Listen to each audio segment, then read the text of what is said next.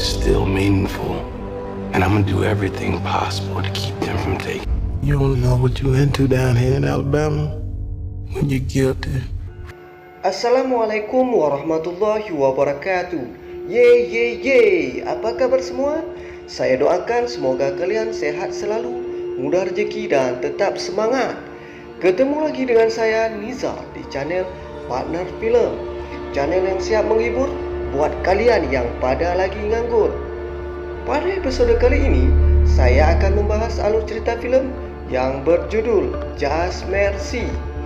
Film ini dirilis pada tahun 2019, disutradarai oleh Destin Daniel Cretton, dibintangi Michael B. Jordan, Jamie Foxx, Brie Larson, dan masih banyak aktor lainnya.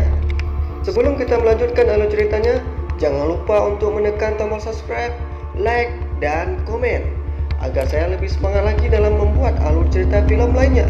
Tidak usah berlama-lama lagi, langsung aja kita masuk ke alur cerita filmnya. Cekidot.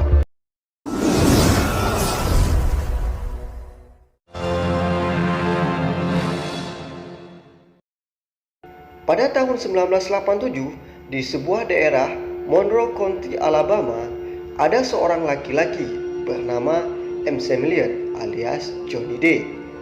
Ia bekerja sebagai tukang tebang pohon. Setelah usai bekerja, ia pun pulang ke rumah. Namun di pertengahan jalan, tiba-tiba ia diberhentikan oleh para serif. Ia pun diinterogasi serta ditangkap paksa. Tanpa bukti dan proses peradilan yang jelas, Johnny D langsung diganjar hukuman mati atas tuduhan pembunuhan terhadap perempuan kulit putih 18 tahun bernama Rhonda Morrison. Meski kebingungan akan tuduhan pembunuhan diarahkan padanya, Johnny D tetap diganjar hukuman mati. Di tempat lain, di sebuah daerah Sussex County, Delaware, ada seorang pemuda bernama Brian Stevenson. Ia merupakan seorang pengacara muda yang baru saja lulus sarjana hukum di Universitas Harvard. Kemudian ia mendapatkan sebuah pekerjaan sebagai pengacara di sebuah lembaga hukum, di mana ia dituntut untuk menyelesaikan kasus narapidana hukuman mati di Alabama. Namun ibunya mengetahui akan risiko pekerjaannya itu. Brian Stevenson tidak diizinkan oleh ibunya untuk mengambil kasus tersebut. Dengan rayuan mautnya, akhirnya ia diizinkan ibunya untuk bertugas di sana. Setiba di Alabama, Brian bertemu dengan salah seorang wanita bernama Eva Ansley. Ia merupakan sarjana psikolog. Di malam harinya, Eva sedikit menceritakan pengalamannya tentang kasus narapidana hukuman mati. Kemudian Brian mengajak Eva untuk bekerja sama dengannya. Dengan senang hati, Eva menerima pekerjaan tersebut. Keesokan paginya, Brian langsung menuju ke penjara untuk menemui para narapidana hukuman mati. Setibanya di sana, ia mendapatkan perlakuan yang kurang baik oleh para petugas. Ia juga diperiksa layaknya seperti tahanan. Kemudian ia menemui satu persatu dari kliennya tersebut. Berawal dari Heb, lalu Brian menginterogasinya. Heb merupakan seorang perwira kavaleri. Ketika pertempuran di Vietnam, ia melihat banyak teman-teman yang gugur. Karena peristiwa itu, dokter mengatakan bahwa Heb mengalami gangguan stres pasca trauma. Saking stresnya, ia melakukan apa saja yang orang lain katakan. Kemudian ia menaruh sebuah bom di depan teras dan menyebabkan seorang anak meninggal dunia. Interogasi selanjutnya pun berlanjut hingga sampai pada tahap Johnny D. Johnny D pun tidak percaya pada semua pengacara yang akan menyelesaikan kasusnya, termasuk kepada Brian. Ia menceritakan bahwa keluarganya sudah kehabisan uang membayar pengacara untuk menyelesaikan kasusnya. Namun Brian memberikan penjelasan dan kepastian kepada Johnny bahwa kasusnya itu akan naik banding jika berhasil akan berlanjut ke Mahkamah Agung. Walaupun Brian memberikan kepastian itu, Johnny masih tetap tidak percaya kepadanya. Bahwasanya para pengacara hanya mencari uang dari kliennya. Namun kasus tak terselesaikan. Johnny juga menjelaskan kepada Brian bahwa belum ada narapidana hukuman mati yang bebas di Alabama ini. Dalam penjara, terjalah percakapan ringan antara narapidana hukuman mati tersebut, di mana Hep menaruh harapan besar kepada Brian. Namun berbanding terbalik, Johnny malah tidak percaya kepadanya. Menurut Johnny, semua pengacara sama saja, manis di mulut, lain di hati. Sesampai di rumah, Brian mempelajari kasus Johnny. Namun ia tidak sendiri, ia ditemani Eva. Lalu Brian juga menjelaskan kepada Eva bahwa Johnny tidak bersalah. Negara hanya berdasarkan kesaksian satu orang saja, yaitu Mayres. Mayres merupakan narapidana aktif yang menghabiskan sebagian besar hidupnya keluar masuk penjara. Dia diadili untuk sebuah kasus pembunuhan berbeda yang akhirnya dihukum selama 30 tahun.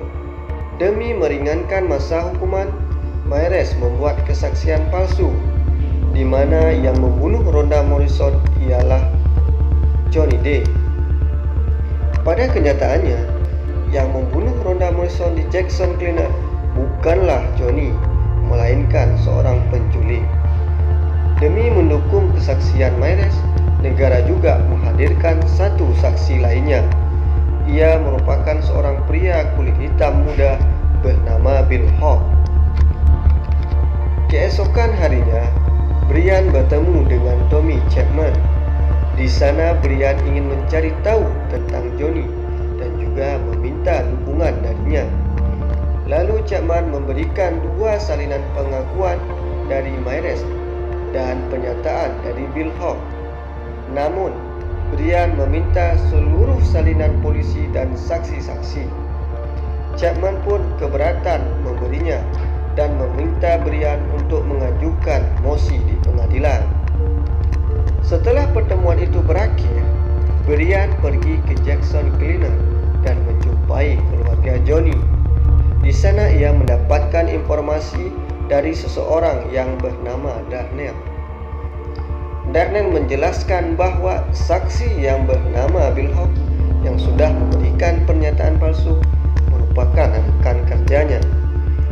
Kemudian Brian meminta Darnell untuk membuat sebuah pernyataan sebagai saksi agar dapat mengajukan sebuah mosi untuk membuka kembali kasus Johnny.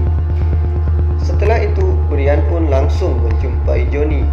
Ia memberitahukan bahwa Darnell bisa menjadi saksinya. Namun di sisi lain, tanggal eksekusi mati Hep sudah ditentukan. Keluarga Eva pun diteror. Keesokan paginya, Brian dan Eva mulai melakukan penyelidikan. Mereka menjumpai para saksi untuk meminta keterangan tentang kasus Johnny, dan mereka juga mendirikan Equal Justice Initiative. Tiba-tiba Darnell menelepon. Ia menolak untuk menjadi saksi karena ia diancam oleh pihak sheriff karena memberikan kesaksian palsu. Brian pun murka dan mendatangi kantor sheriff tersebut. Setiba di sana, ia menjumpai Chapman sedang berbicara dengan Sheriff Teddy. Dikarenakan Darnell menolak menjadi saksi, maka pengajuan mosi pun tertunda. Akhirnya Brian memikirkan satu-satu cara untuk melanjutkan pengajuan mosi ini, yaitu Mayres. Brian pun menjumpai Mayres dan memintanya untuk mengatakan sejujurnya bahwa bukan Johnny pelaku pembunuhan tersebut. Di sisi lain, mosi penentuan eksekusi Hep pun ditolak oleh pengadilan. Brian merasa kecewa dan langsung menjumpai Hep. Di sana Hep sudah bersiap untuk dieksekusi. Keesokan harinya, Persidangan Johnny di pengadilan pun digelar. Dalam persidangan, Maires menyatakan kejadian sebenarnya bahwa bukan Johnny pelakunya. Namun hakim menolak kesaksian dari Maires, sehingga kasus tersebut dibawa ke jalur Mahkamah Agung. Akhirnya, hasil dari persidangan tersebut menyatakan bahwa tuduhan terhadap Johnny ditolak. Ia pun dibebaskan. Beginilah akhir cerita film Just Mercy. Semoga kalian terhibur. See you next video. Bye bye.